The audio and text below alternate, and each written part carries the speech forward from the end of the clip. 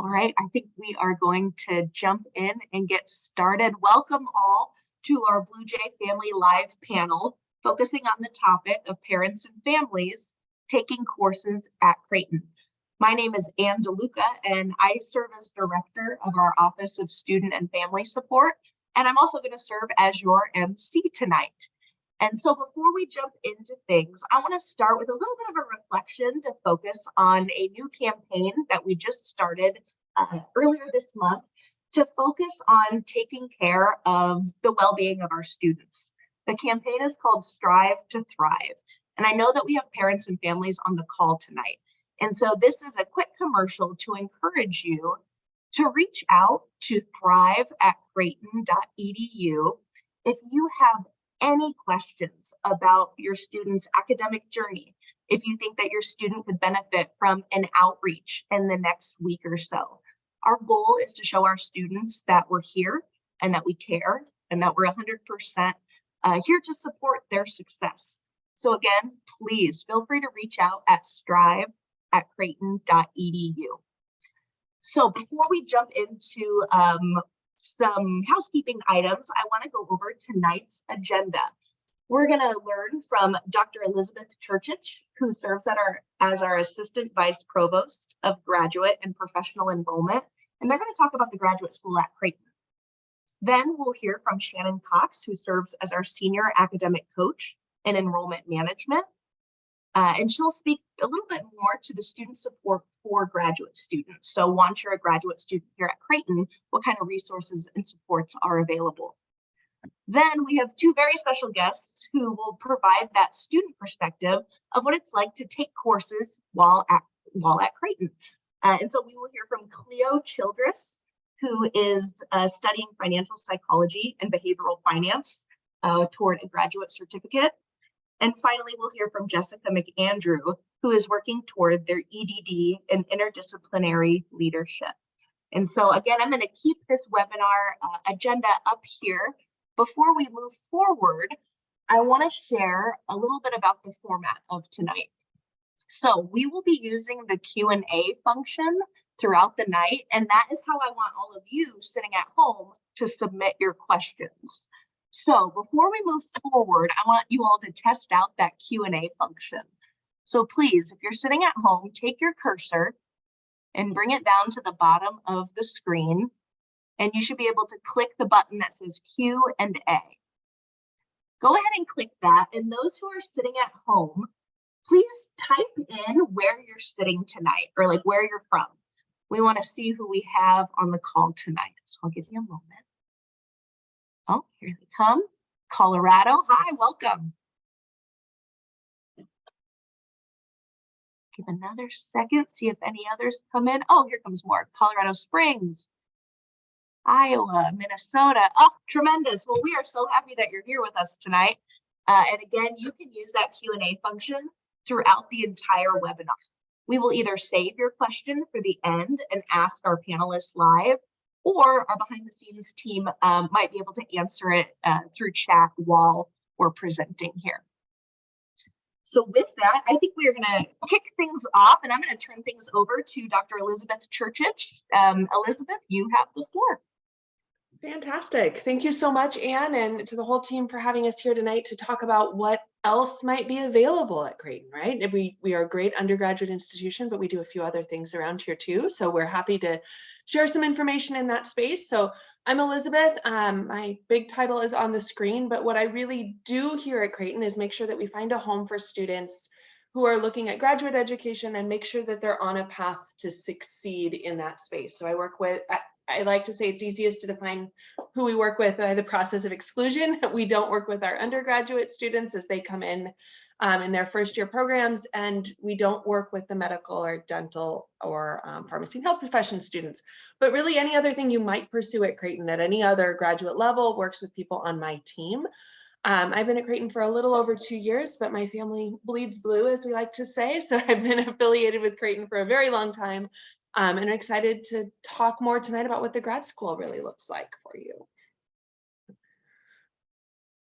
Okay, so Graduate school, we have 45 different programs available, probably more than that. I have a tendency to lose count as we keep starting new relevant things.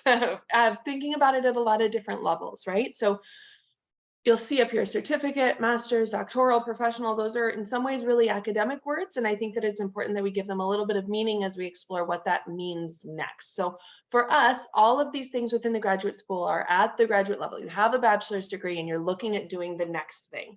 A certificate is generally a smaller chunk of courses, 5, maybe 6 classes, in which you can dive deep in an area that you're excited about, maybe bridge it into a master's or another degree downstream, but you might just really want to spend time diving into that area. That's okay. You don't have to do what we call a full master's, right?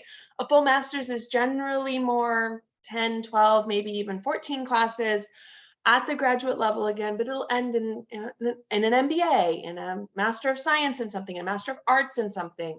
That's often the degree that people think about when they think about going back to grad school, but you don't have to start there. And that's part of what we're trying to talk about tonight, right? Is that there's lots of different paths to get there. For us, doctoral and professional is really kind of those terminal degrees, the things that at the end of the day, you would say, hi, I'm Dr. Churchich, right? Or any of you guys, that you have a path to say that's the end of it. The difference to us between a professional degree and a doctoral is a little bit academic, but think about a professional as something like a lawyer. A JD is professional. It is a terminal degree, but it's not a PhD or EDD. So we work with those programs in my space. I have the luxury of sitting in a spot in which I talk to students really across every school I've just mentioned. So I'm happy to talk in detail about all of those places. As I'm sure is no surprise to you, our focus here is education in the Jesuit tradition. You guys are all on a call through Creighton, so I'm pretty sure you know exactly what that means, but I think it's important to reiterate that that's part of the graduate education as well.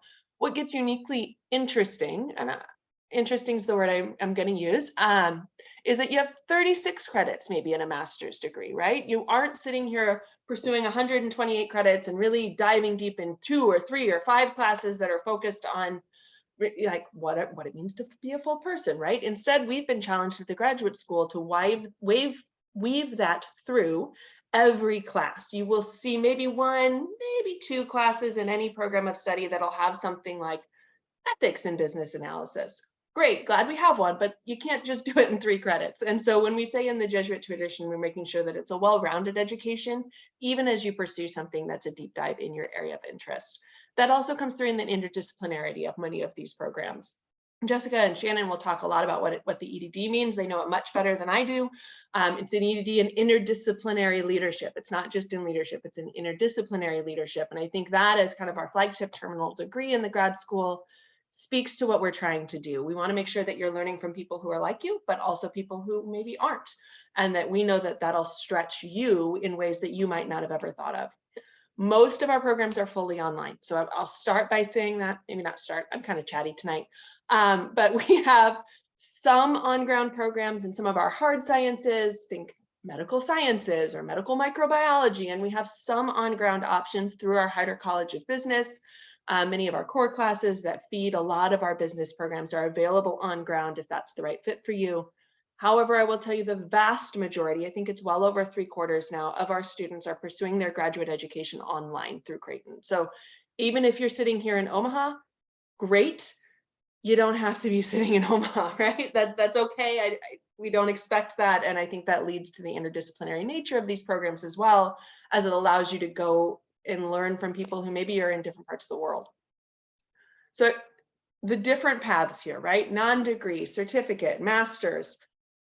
I talked a little bit about this, but as we think about what does it mean for me to take courses, right? Parents and families taking courses here at Creighton, I want to actually start with the one that you may not have thought of, which is a non-degree path here. So you can take up to 3 classes in any field of interest as a non-degree seeking student.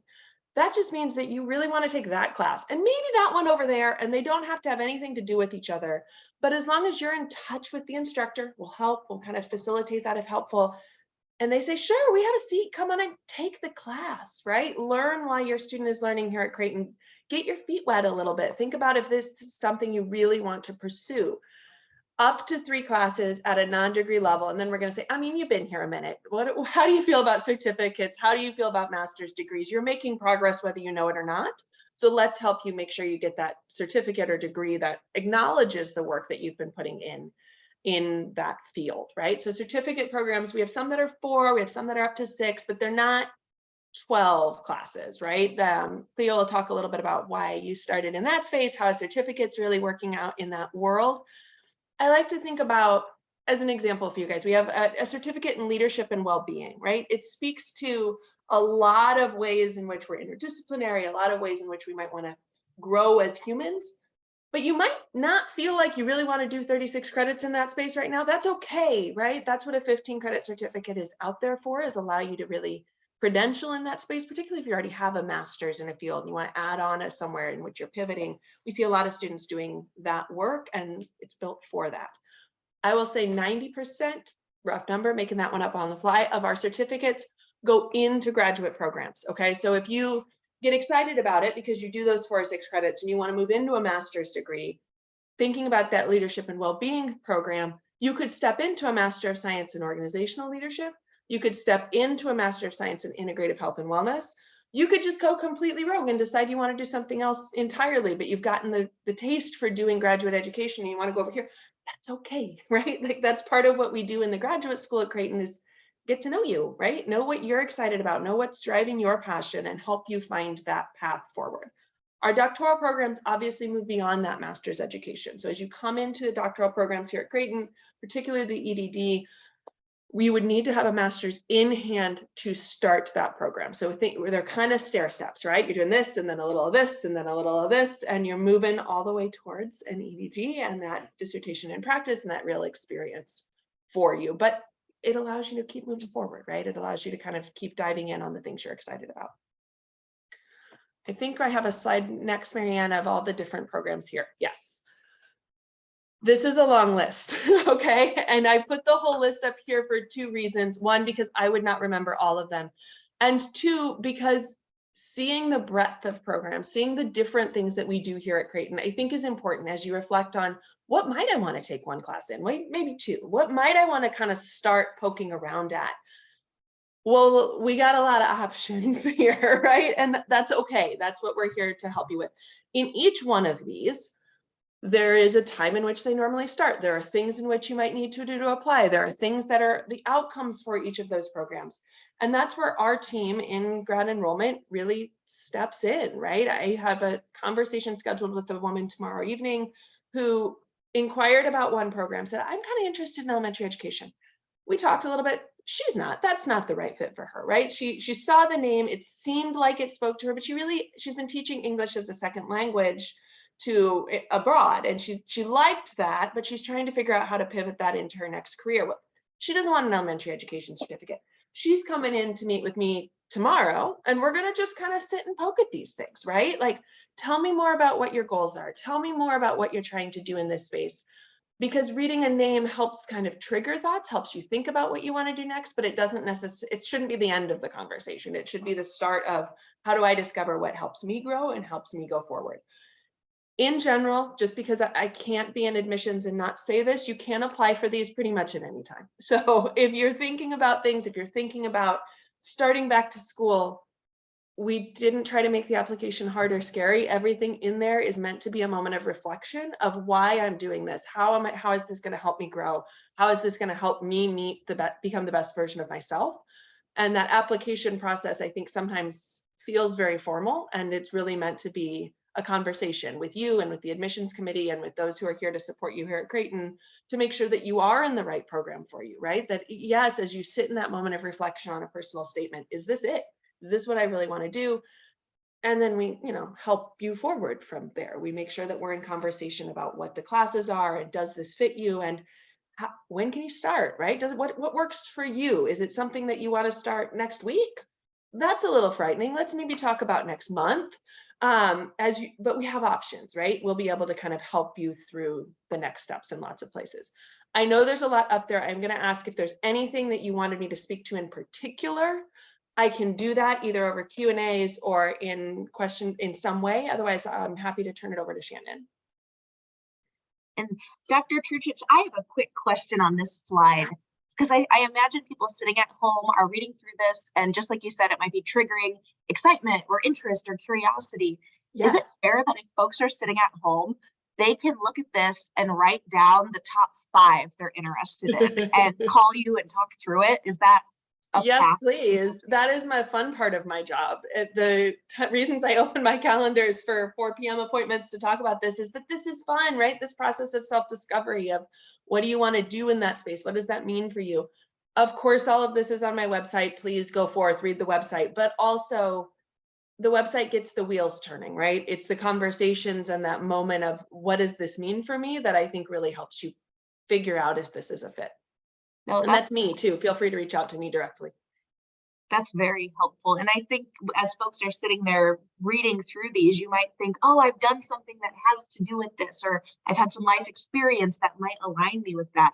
I think that's a great way to read this list. But then also just if you're curious, if you're interested, it doesn't have to be something you've had experience in necessarily.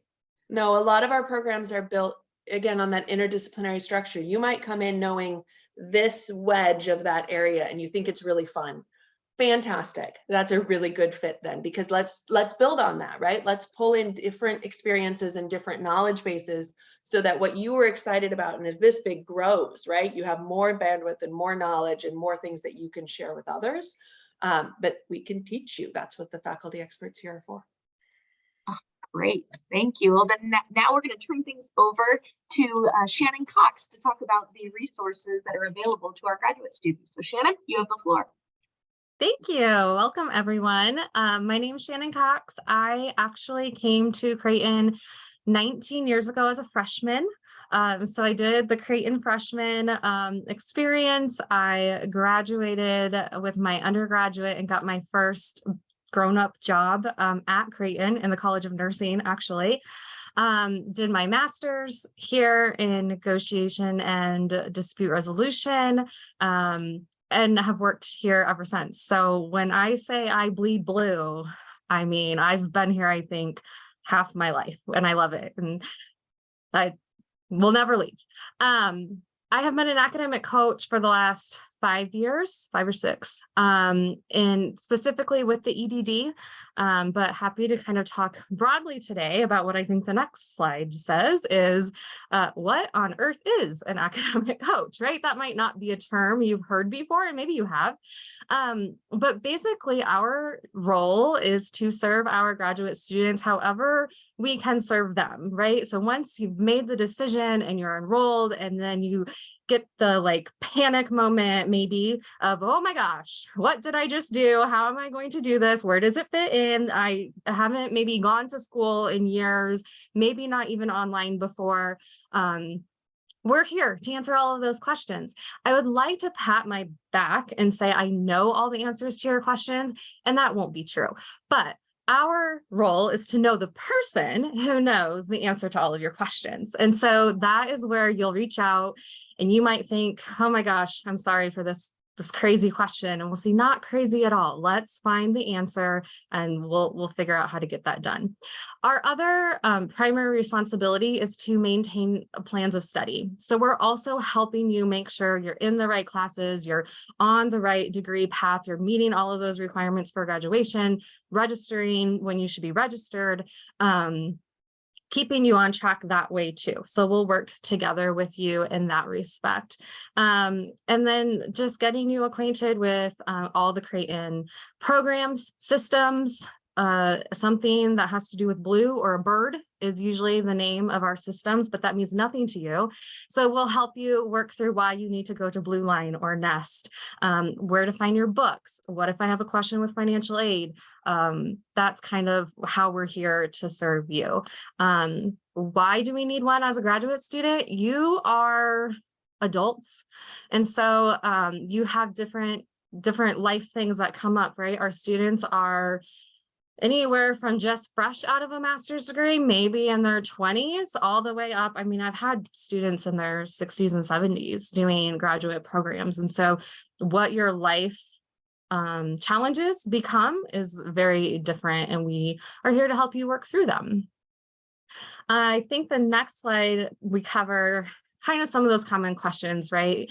And maybe some of them you're having now. How will I balance work, family, and school? I wish I had like that perfect answer to give you, although we do have some experts here that will probably talk to that. but that is where I can try to help, right? We work with a lot of students. I can pull from those experiences that I've had with them, oh yeah, I had a student who had the same situation, and we can even get you in touch with those students, right? I've done that before. Let's match you up with someone who's going through something similar and see what worked for them.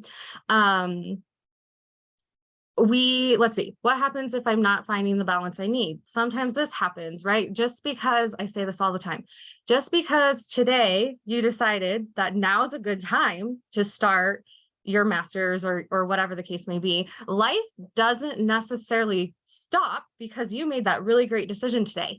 And so these things will come up. They come up all the time, and good and bad. And so I kind of try to put the good and bad on this slide with, it's a stressful time at work. Oh my gosh. But oh my gosh, I got a new job and that's exciting, but also really stressful.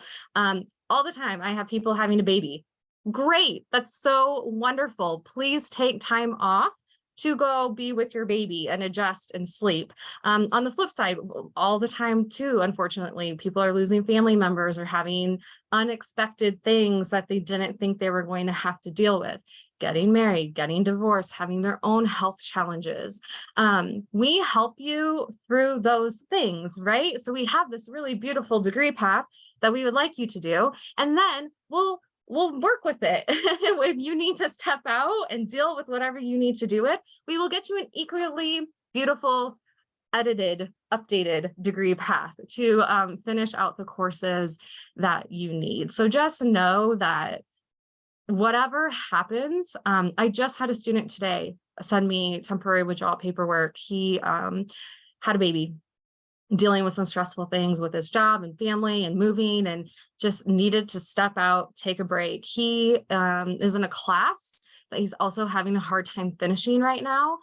That's another resource that we work with, is your instructors. We're plugged in with your instructors. So your instructors will contact us sometimes and say, hey, I have a student, a lot going on. What can we do to help? And then we all work together. So I've been on email chains with them. Here are our options. We can do an incomplete. Here's how that works. Here's how your temporary withdrawal will work. So we'll walk you through everything that might come up, good or bad, and what's best for you. Sometimes students might be struggling, not just like finding, like, how do I find a journal article? I talked to one student, I work with EDD students, so they're writing dissertations, and he was struggling with that process and time management. And I said, have you met with a librarian? And he said, I can do that. And I said, yes, please do that. They love that. That's like, they love to meet with students. And so that's the kinds of things where we can just get you where you need to be successful in your program. That's the goal of the academic coach, is to get you across the finish line. And we're with you from start to finish. Some programs will also utilize faculty advisors. Every program's a little bit different based on their needs as a program. We also work very closely with faculty advisors in those scenarios also. So just know, between your coaches, your faculty advisors, and your instructors, you got a whole group of people behind you and just wanting you to succeed and help however we can. I think those are the main points I kind of wanted to share. Great, thank you. I really appreciate how you emphasized that we're willing to work with families, because we're undergraduate students have a very clear path of what things should look like. Graduate students have completely different needs. They're balancing work, life, family, just so much more years of experience. And so I love that slide about the positive life events, the negative life events. And I do think that Creighton is particularly remarkable that we have these structures like academic coaches for graduate students built in. So Shannon, thank you for sharing on that. I love that, and I think that's a really good connection for our students. Yeah, thank you. I think now we're going to switch gears a little bit and hear from a current student. And so Cleo, you have the floor. Hello, everyone. I'm really excited to be here. So I appreciate the opportunity. So I am originally from Nashville, Tennessee. I was a teen mom at 17 years old. Very scary, but I continued to push forward. I still went to undergraduate school right after high school. Even though it took me longer to finish, I still stuck with it. During my 20s, I experienced a lot of financial losses, a lot of stress. I didn't grow up around money. My parents didn't really teach me about money management as a young adult.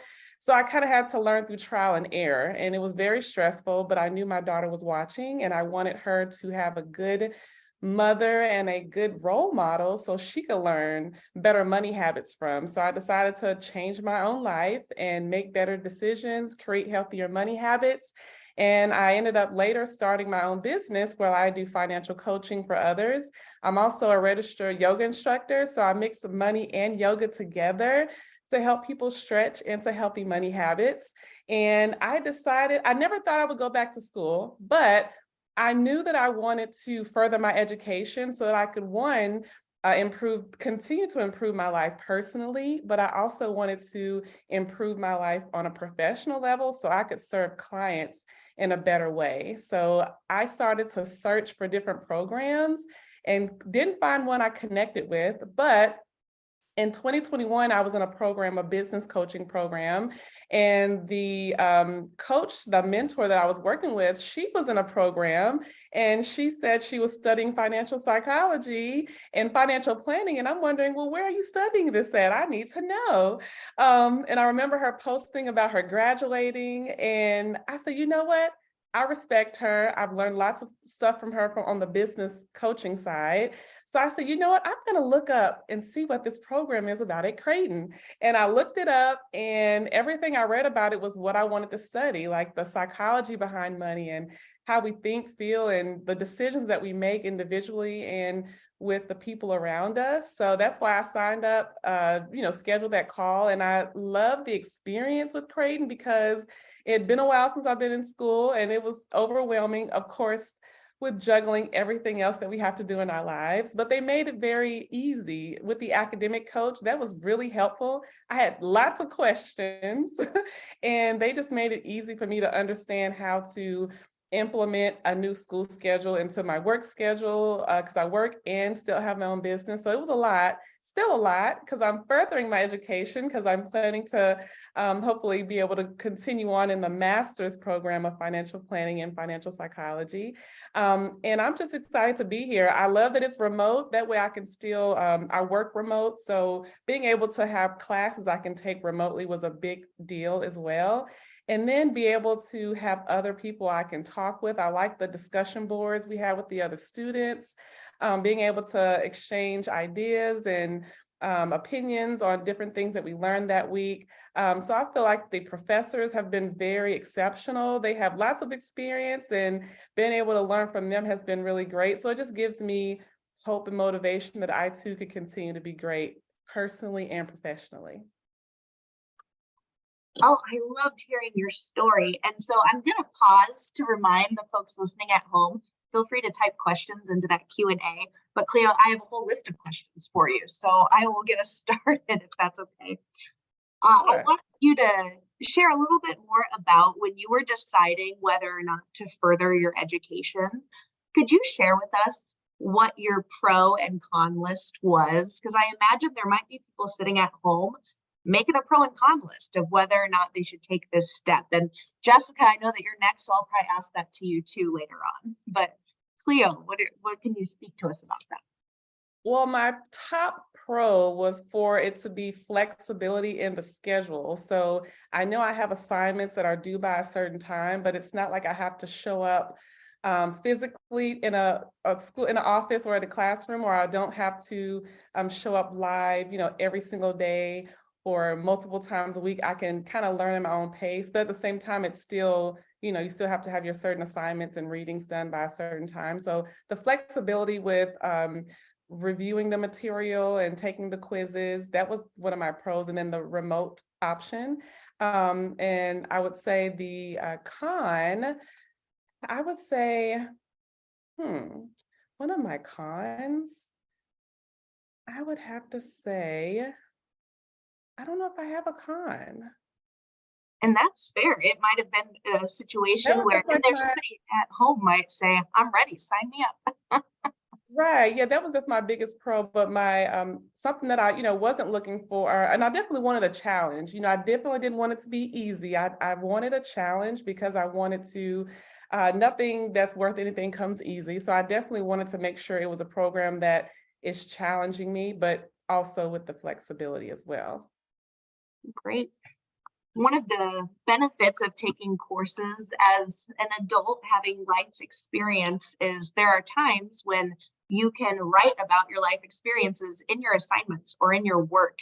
Can you pull an example of when you've gotten to do that, Cleo? Yes, in the first class that I took, the Intro to Financial Psychology, we were able to talk about our experiences, within ourselves, our families, and how we reacted in certain financial situations, positive and in the negative way. And it was a few times where I teared up a little bit writing the paper because I had to release certain feelings that I had towards certain family members when I've experienced certain financial experiences. So this is something that I know I can help my clients with, because even though I'm a professional, I still deal with things myself that I have to work on. So it was like a 15-page paper. And when I was an undergrad, I don't think I remember writing a paper that was 15 pages. That may not be a lot to some people, but I was used to like 3 to 5 pages. But it was still a challenge. I got it all out. I didn't think I would be able to fill up that much of writing, but once I started to type and I was getting it out, I was getting past 15 pages. I was trying to narrow it down, but it was really helpful to dig deep in personal experiences because it helps me be vulnerable and open up, because the professor read it and we were open to letting our other peers read it as well and give feedback. So it was very refreshing, and that was something I really needed. Oh, that's a great example. If you could give yourself a piece of advice, if you go back to day one of your graduate program, what would you tell yourself? I would tell myself that there's no work-life balance. Don't try to, the balance changes, it goes up and down. So never feel like you have to have this perfect work-life balance, because every day, every week, it's gonna shift and it's gonna change. You just have to wake up every day and do the best you can, and notice when you need help, and don't be afraid to ask for it, because you can't do everything by yourself, and we all need some help with things. So don't be afraid to ask questions and ask for help whenever you need it, with the program and also with other things outside of the program as well. Thank you, Cleo, for sharing about your Creighton experience. Now we are going to turn things over to Jessica McAndrew to hear about your Creighton experience. So Jessica, you have the floor. Okay, hello. Thank you for having me. I chose to go back to graduate school because clearly, I think it was like childbirth. I forgot what it was going to be like, because it had been 20 years between my master's degree and between this next journey. So believe me, when I started, I did a lot of that. Oh, I should have had a bigger con list. What am I doing? But I will tell you, this academic coach business is for real. Shannon is amazing. I can't speak to the other coaches, but no, I am telling you, I couldn't have survived without her. I have friends who have gone to exclusive resorts and they have those really bougie experiences. I've never done it, where they talk about they have like a basic concierge for them and just for them. And that's kind of the academic coach experience. Like, you feel like someone thinks you're very important and wants to take care of you. That has been like my favorite experience of graduate school, has been with Shannon and my cohort, but I'll talk about that in a minute. And I think for me, graduate school was a very personal experience. Like, the pro for me was, it's time. I should do something for myself. I was at a point in my life where I'd been taking care of people for a long time, and I wanted to do something that would prompt me to do some more self-discovery and to help myself grow as a person. I figured at this age, I don't want to get stagnant. I want to keep moving forward. So for me, that's why I went back to graduate school. And I chose Creighton because my daughter, one of them, I have 3 kids, all chose different schools. The one who chose Creighton had by far the most incredible undergraduate experience of her life. And something that she experienced as an undergraduate I have also experienced as an EDD student, it's the relationship issue. She was assigned a kid to room with, and they became really close, lived together all 4 years. Then she and this friend and the friend's fiance and a whole group of Creighton kids, when they graduated, all moved to Chicago together. And they are still, she turned 26 just today, actually. And the whole group, like they spent all weekend together doing things for her birthday. They are a really tight group. And I've experienced that in my cohort, even though we are online. It has been this amazing experience of support with each other. And I think that's something that you get at Creighton, that I have friends who are in other programs. I could have gone to a cheaper program. I could have gone to a quicker program, but I do not think I would have had that relationship experience that I've had with my group. And the other part about the interdisciplinary aspect, if you get to be a part of this, like I am with interdisciplinary leadership, I am learning from, for example, military officers. I didn't know anything about the military, and some of my favorite people are military leaders now. I have people in healthcare administration. I have leaders in the educational field, leaders in business. So this program has given me an opportunity to get real world experience from leaders who are actually out there and doing it and living it every day. So I think I joined probably because I knew the academic prowess of the professors was going to be outstanding. Creighton has a great reputation, and there's a reason for that. The professors are amazing. But I think I stayed because of my cohort, because of the support that I got from the students within my group, because this is a long journey. It's 3 to 6 to however many years it takes you to finish your, your dissertation. So I think that's how I stayed, is because of the cohort. Why else did I choose Creighton? Oh, you know what? Something that I really didn't choose it for, but has been a really vital part of the experience for me, is the Jesuit aspect. I am not a practicing Catholic. So that was interesting to me, but not like a reason that I would join this program. It has become a very important reason for me to stay in this program. The focus on self-awareness and looking at yourself and saying, how do I connect to the rest of the world? How does what I'm learning, how does this curriculum make a difference? And how am I going to use this as part of my mission in life and live a more full life? That has been a part of the Jesuit leadership experience for me. And then I think the final thing I'll say about Creighton, something again I didn't expect, is the flexibility that I have been given. I haven't had to drop out of the program and come back in like some of my classmates have. We have someone in our cohort with cancer. We had someone who needed to take a personal leave. Our program has been great about that. But I just needed something simple just this last semester with my last elective. And I've never really reached out to Shannon and been like grouchy before, but I was like, darn it, I have to confess, there's no elective that I really am interested in. Should I just wait? I don't want to extend this anymore, but should I wait for something I'm interested in?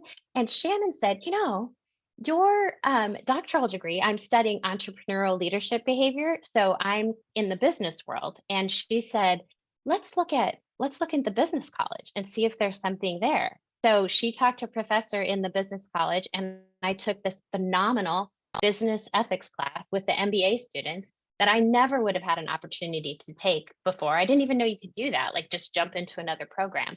And I do not think at other schools that you're going to get that opportunity. Creighton is going to work with you to make this the experience you want it to be. Thank you so much for sharing. So Jessica, I have a few questions for you, if that's okay. Sure. And I think I'm going to follow the lead that we took with Cleo. So I'll start with, what was your pro and con list when you were sitting there deciding, do I want to take this next step? The pro for me really was the fact that I was at a point in my life where it was time to do something, like stop being a caretaker full time and do something for yourself, grow as a person. The con was there were cheaper programs. There were definitely cheaper programs. But for me, what I could get out of a program like Creighton compared to a cheaper program, it just, like, you look at the class list and you talk to people and there's just there's no comparison. So I guess the con went away pretty quickly once I considered the value of getting a meaningful education. Sure. And I think that you may have already spoken to this a little bit when talking about your connections with your cohort, but did you ever have an aha moment in any of your classes where you were like, yes, I'm in the right spot. I'm glad I did this? For me, I think it is when I started to take some electives. Like I really enjoyed all of my classes, but when you get to take, like I took a class on social justice, I took women's leadership, even when I got to go into the business ethics class, which was an elective, I think those really brought home to me that this is the place that I need to be in, where you're getting to explore these extra deep kinds of issues and how they relate to the world. That's when it was a big aha moment for me. Oh, tremendous. And Jessica, have you ever had an experience where your life experience gave you the ability to write about it in a paper or submit an assignment on your experience? Absolutely. In fact, we are required pretty much from the get-go. We are asked to talk about that in all of our papers in the interdisciplinary leadership. You have to talk about your own experiences. And actually, though, I shouldn't say that, because the business ethics class, which is an entirely different degree, the MBA class, we were asked to do that too. We had to talk about, make it meaningful, like show us what you know, what you've read, and then show us how you've already used it and now how you would use it differently. So there is a practical component to this experience, this educational experience too, that I don't think that I anticipated. I think I thought it would be completely theoretical and philosophical, and there's been plenty of that. But there's also this practical component, like you just mentioned, where we have to talk about how we're using what we're learning. Great, thank you. I think now what we'll do is I'll ask Marianne to stop her share. We'll still take questions from folks sitting at home, but now we have this nice Brady Bunch view of our guests tonight. And so I have a couple questions that were submitted ahead of time, and I think we'll just start with those. And so this first one is for Dr. Churchich. The question is, what type of computer do I need to start a program, or what type of materials do I have to have ahead of time? That is a really common question. So I'm glad someone asked it, because I always think, why are we worried about this? But also, of course you're worried about this, because if you can't get the logistics right, then everything gets harder, right? And the short answer is a computer. We recommend that you have a computer instead of an iPad if you can. It makes your life a little bit easier as you're typing those papers that Cleo's sharing are 15 pages long. Like, you're going to be happier with it. But we're not particularly picky, right? Whatever you're comfortable with, whatever works well for you to be successful, make sure you have easy access to it, and make sure that it's something that you can tuck in your bag for when you're doing homework on the go. But it's you, right? Like, help make sure that you're set up for your life and whatever that looks like technologically or in other materials. We have some people who buy books. We have some people who rent books. We have some people who like ebooks. We have some people who really believe that they can do this without books. Don't be that person. But do any other path is fine, right? Like, that's what I think is a little different about adult and graduate education, is that you know that answer about yourself now, right? Like, you've done this a little bit. You have a sense of how you work best. We trust you. That's okay. Do that one. Thank you. And I think I'll ask the same question to Shannon, but from that academic coach lens, are there any other materials or just things people can prepare if they're thinking about taking their first class in a while? Yeah. Technology wise, just what Elizabeth said, we talk a little bit with different other resources, such as there's a lot out there. We don't promote any specific one, but doing research around programs like Grammarly or RefWorks, kind of those academic type, like thinking about that kind of stuff early. Like, how am I going to organize all the articles I read? How am I going to organize my class material that maybe I want to refer back to my first class when I'm in my 5th class?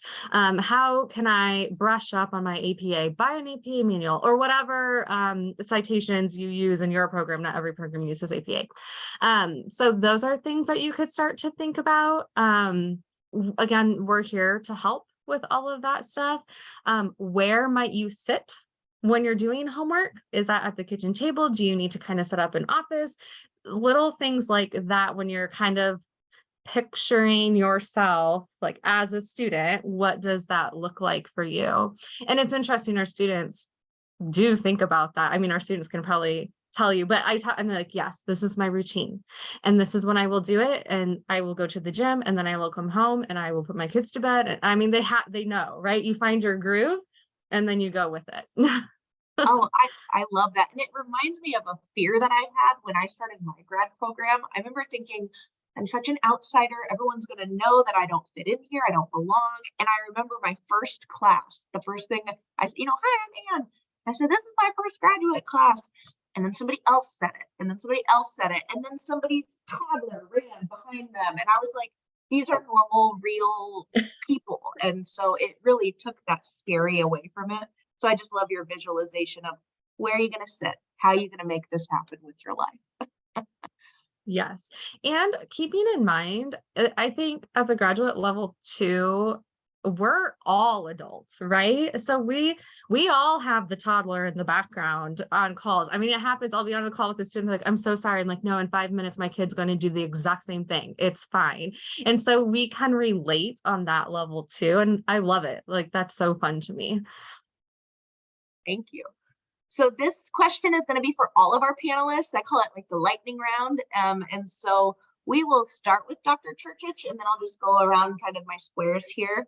Imagine that there are people sitting at home watching, because we know that they are.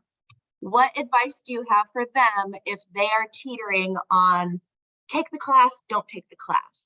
What advice do you have? I have been doing this for a while, and I have not had students come in and be like, man, I should have waited. Right? Like, that is never the feedback. As we talk to you, as you progress through a degree or you progress to graduation, there's no perfect time. That's okay. That you're hearing that in a million different versions here. If you're thinking this is for you, jump in and we'll help you keep swimming. Great. Cleo, can you share your advice? Oh, and Cleo, I have you muted still. Sorry.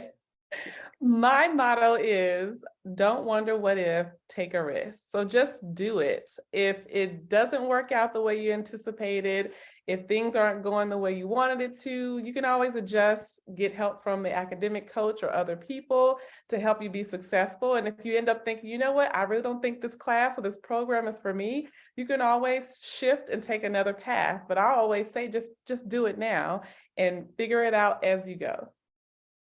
Great, thank you. Jessica, what advice do you have for folks sitting at home?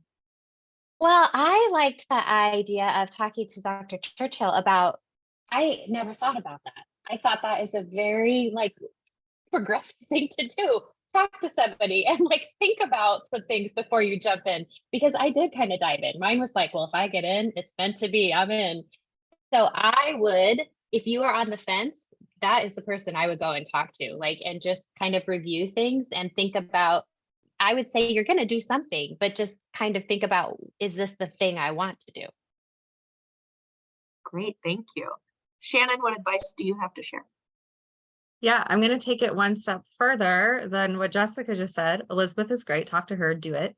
But also, we have amazing students. And whenever I ask for help, like I did tonight from these two, they're always willing to talk to students as well. So I've done it many times. I just need to talk to another mom who's working, and how is she doing this? Let's find you one to talk to. Same with our faculty. They're equally happy to talk to prospective students and whatever your specific questions are to get them answered. So talk to lots of people. That's great. Not just me, guys. I'm really fun and exciting, but I think you have other friends here. It's the fun part of our jobs though, right? You see us pushing for those conversations partially because that's the way in which we help you guys grow and develop. And we all share a goal of you finishing this degree. And if that takes you 1 year or 5 years or 7 years, okay, we'll walk alongside you as we get there. But you don't want to be 2 years from now thinking, I should have done this. You want to start chipping away at it because it'll go faster than you think. Oh, that's great advice. I remember I had a mentor once say, why not? The time's going to pass anyway. You might as well be taking a class. And there's this idea called the planned happenstance theory. And I know some people plan out their education, perfect plan, follow it. But others go toward what draws them in, and they open themselves up to just the chaos of the world. And it's a beautiful way to experience your education. And so if you're feeling that pull one way or another, no, that's a very valid way to approach this next step. We are at 8:51, so we have about 9 minutes. I have one other question that came in ahead of time for Dr. Churchich, and you talked about it a little bit already, but what does the application look like? Do we need recommendation letters, ACTs? It's this person, when they submitted, said it seems intimidating.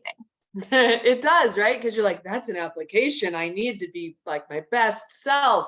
I mean, yes, do that, but also we can help. So the online application is pretty straightforward. It's going to ask you where you went to school, where you live right now, where you work, some, let's get to know you a little bit, right? That stuff all goes in your file. It helps us get things started. There will be pieces of paper you add in support of that. The resume is a resume, right? Dust yours off, put your most recent job on it because you haven't done that yet. And say that, yep, this is who I am. This is what I'm doing. It introduces you to the people who are reviewing your file. Your personal statement is the one that's going to take you likely the most time, and that's on purpose. We ask for not a book, right? You don't need to write me many pages now, but like a page, 2, 3 if you're really feeling verbose, but really a page or 2 is where we're headed, that allow you to tell your story a little bit, right? Why are you doing this degree, and why are you thinking about doing it at Creighton? If you've had that moment of self-reflection and you're able to tell me that, you've done it, right? You've done the statement in your head and in your heart. You just kind of need to go and write it down so that the people who don't get to talk to you every day have a chance to get to know you and make sure that it's a fit for you. We will ask for other people saying that you're great as well. So recommendations are a thing. No, for our certificate programs, you do not have to have recommendations on file, or for our non-degree programs, come on in, we'll work with you in the logistical space. As you move into a master's or an EDD program, the recommendation numbers kind of creep up on us. So generally it's 2 recommendations for a master's degree and 3 recommendations for a doctoral. There are some programs where you ask for 3 for a master's as well. However, we are not asking you to go like chase those references and put them in your file and build this. You're going to tell us who that person is and how to reach them. And we're going to send them an email so that they can tell us some things about you. We're going to make it as easy as possible on you in that space, and it allows them to be overt, right? Tell us what they want to tell us about you and your skills and your strengths. And you can track all that, right? We have all the technology that says like, oh, this one's in, we're still waiting on this one. So when somebody hasn't done it, you can call them and be like, dude, I'm really trying to get into graduate school. Can you please send in your reference? We will also need transcripts. So we need to make sure that you have a bachelor's degree in hand as you get started on your graduate path. There's some nuances to that for every program as far as how many different transcripts and whether we look at graduate credit and. But that's what my team's here for, is to say, okay, I'm looking at a school counseling program. Great. It's these 5 things. This is the order that you should do them. The thing I'll say so that it's recorded for posterity is that I always tell students to do your references and your transcripts before your resume and your statement. It seems backwards, but you need other people to have time to do their work while you're working on yours. So if you put your references in at the end, then you've done everything and you're just sitting there twiddling your thumbs, waiting for your friend to do your recommendation. Do those first, let them work while you're working, and then you'll be headed off for admissions review sooner rather than later. It seems to help. Thank you. That's good advice. And again, it sounds like it's a very checklist, very organized, and we're trying. You're busy, right? You've got things that are on your list. You're not going to remember all of the steps, but we're here to help kind of walk alongside you. And there's literally lists that show up for you on your graduate portal that say, these are the things you still need. Make sure you get those turned in. Oh, great. Well, I think now we can start to close things up for this panel. I will start by first thanking everybody on the call, particularly our students who took time out of their busy schedules. Thank you for being here and sharing your stories with us. I'm very inspired by them, and I know people at home were too. I also want to thank our folks behind the scenes, Marianne Tejan, who is the director of the Success Center, and Dr. Wayne Young, who is our Vice Provost of Student Success, as well as Robert Weisler, who does our tech behind the scenes. So thank you all for being here. I want to end with just a small reminder of what the Success Center can help with at Creighton. I know we have parents and families on the call. And so remember, if you ever have a question, you can call the Success Center. We have a student and family support desk, and you can reach us at 280-1212. Or like we said earlier, you can email us at thrive@creighton.edu. We will be following up with the group of folks who signed on and watched tonight. That way you'll have all of the contact information of Dr. Churchich as well as Shannon. And so we'll open up those lines of communications. Hopefully you all bring some questions to them. You list out which programs you thought were interesting, and we're really excited that you joined us tonight. So again, thank you for your time tonight. We hope you all keep in touch and go Blue Jays.